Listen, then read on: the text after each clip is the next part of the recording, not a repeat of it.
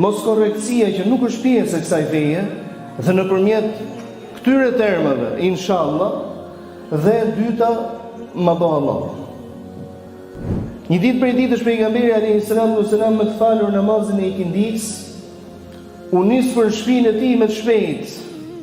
Të habitur, domethënë u habitën besimtarët se nuk e kishte zakon.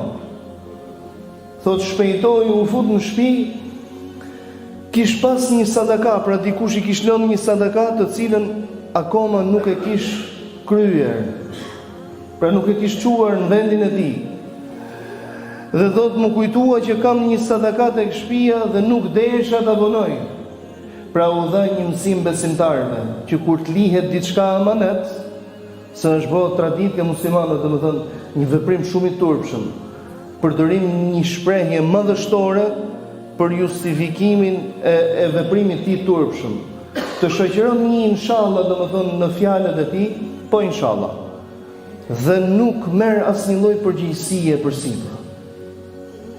Dy gjëra kanë mësuar muslimanët, më duket, nga kjo fe, të cilët i kanë mësuar komplet gabim, i kanë mësuar në përdorim për komplet gabim.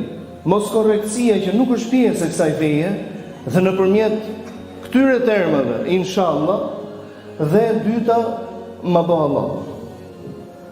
Se si është kjo çështje, domethënë ma bëh Allah, pasi ja ke thyr zemrën tjetrit, vallahi nuk e di se si. Halali është duke ja kthy hakun tjetrit siç e meriton. Nëse ja ke thyr zemrën, me ja fitu zemrën sërish. Po ma bëh halal një herë, ma bëh halal 2 herë, ma bëh halal 5 herë, nuk është më halal kjo çështje. Nuk ka lidhje me halal, kjo ka lidhje me mos korrektësin. Kjo ka lidhje me mosmarrjen e amanetit mbi supe. Ne kemi nevojë të jetojmë ashtu siç orientonte pejgamberi alayhi salatu wasalam shokët e tij.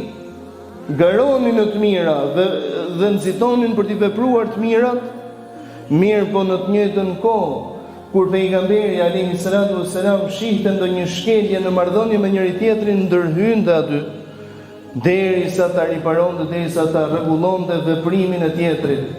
Kjo sepse shokët e tij do të ishin shembull deri në kiamet. Dhe ashtu janë dhe ashtu do të jenë.